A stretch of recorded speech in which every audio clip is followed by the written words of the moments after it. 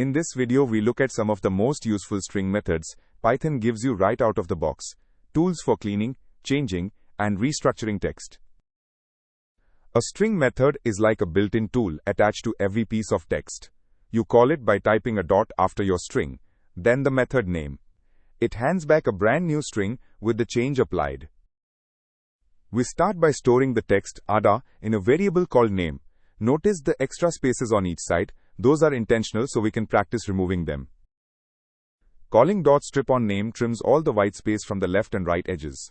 The result is stored in clean, and when we print it, we get just ada with no extra spaces.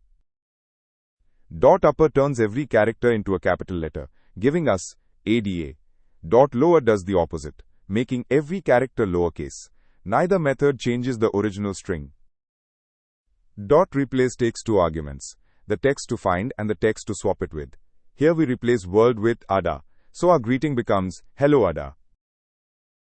Split cuts the string apart at every space and returns a list of words.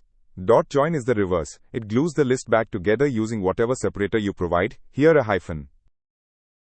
Here is the exact output Python produces. Strip removed the spaces, upper and lower changed the case, replace swapped the word, split produced a list, and join reassembled it with hyphens.